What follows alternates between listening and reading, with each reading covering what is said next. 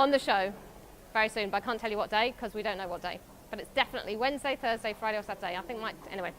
So we've got Naomi Klein. We spoke to her earlier today, and she's extremely clever. And she is today our rhyming interview. And let's go to the video. I say this, stop telling me to say it. I say it in the video. Drinking fake wine with Naomi Klein, and you're looking fine, if I may say so. Thank you. Nice to meet you at last. You too. So I'm feeling proud to be Canadian.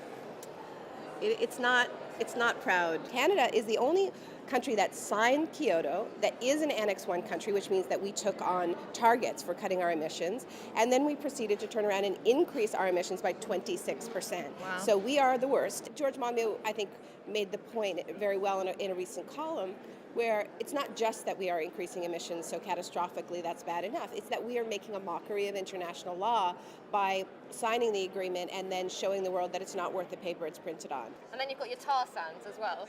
Well, that's the source of the emissions.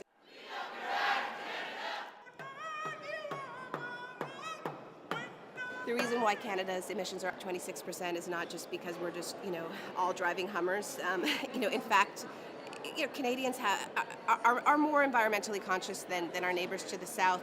It is a real concern. People have changed their behavior, but it's all nullified by the fact that we have discovered oil. This is oil in solid form. It's in this goopy gunk, which they call bitumen, but the oil is embedded in the sand and the dirt, and you basically have to boil the earth in order to get the oil out of it, and that takes 3 times as much energy, fossil fuel energy, as it does to extract a normal barrel of crude. So let's talk about your favourite subject, corporates. Okay. We're standing here at Copenhagen. Yes. What is Copenhagen and what do you think of it? I'm not sure exactly what it is. It's a branding campaign that's all over Copenhagen. They've sort of changed the name of the city to co-brand with the summit. And I think that the Danish government thought that this summit really was going to save the world and that it was going to be really awesome for their city to be associated with this giant success. The problem is it's not going in that direction. So we have all these ads for Coca-Cola sponsored Copenhagen. I think that was the first clue that maybe we weren't going to save the world here, but I think we're seeing a lot of police repression, and anytime anyone deviates from their branding campaign, like masses of riot cops come and get rid of them. And then put them in small cages, apparently. Yeah, it's been really ugly. And, I think it's unfortunate because I don't know about you, but I was feeling pretty good about Copenhagen when I got here. Love the bikes, love the windmills, But now it's like, I don't know, I'm not feeling so hot about Copenhagen. It's so obvious that the economy is a subsection of the environment.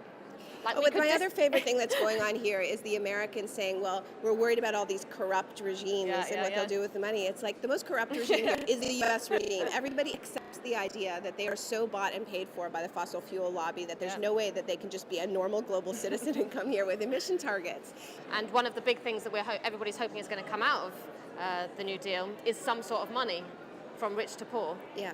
Do you know what the numbers are, and what do you think of those numbers? Well, first of all, I think there's a huge problem in the way this has been presented and reported. Jonathan Pershing, the U.S. negotiator, was asked about the amount of money the U.S. had pledged, which was only $1.4 billion, and he said there's only so much U.S. largesse that is possible.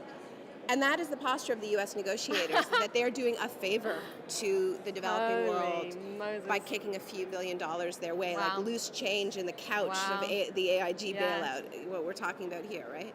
I was watching a press conference with Todd Stern, the chief U.S. negotiator, and he was confronted with the fact that the 2% degrees that they were advocating means 3 degrees in Africa, which essentially means turning the continent into a furnace, will lead to the deaths of millions.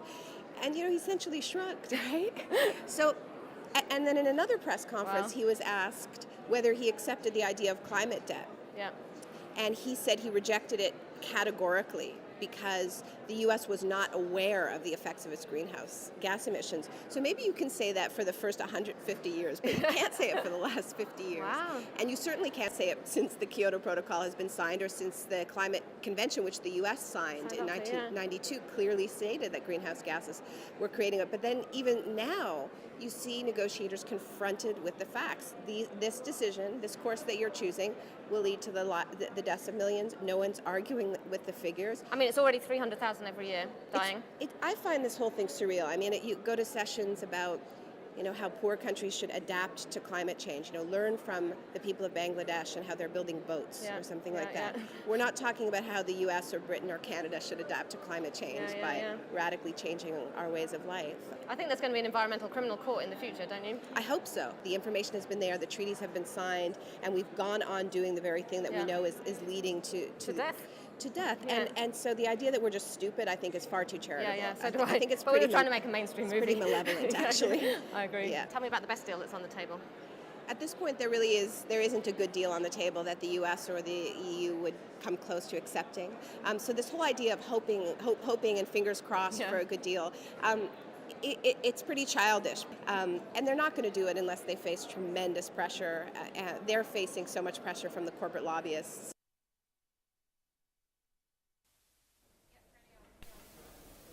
Well, I think we can all agree that was a total triumph. After the disaster of yesterday, major Hollywood A-lister happened to be walking by on the show, senior politician on the show. I just want to say about the poor rainforest guy, was so upset because they've all spent, there's like 1,000 of them, they've spent 5 years negotiating the rainforest text. They agreed it at 3 o'clock this morning. They all went home, went to bed, came back, and then they just heard that everything that was agreed is now not agreed, and they've got to go back and renegotiate. So that was supposed to be the high point, but in fact it was the low point. Sorry about that. So we've got 4 shows left.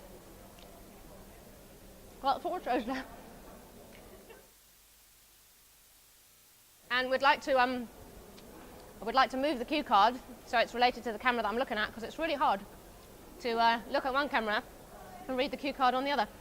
We'd like to say thank you very much to all our sponsors, because what you don't realise is that every single one of these magnetic figures has been sponsored by a lovely person somewhere in the world who came to our website and sponsored us, and the train trips and the cameras and everything. So if you would like to sponsor this stupid show, please do, because we've only got enough money to get till the end of Wednesday night, and then we're all out on the streets of Copenhagen.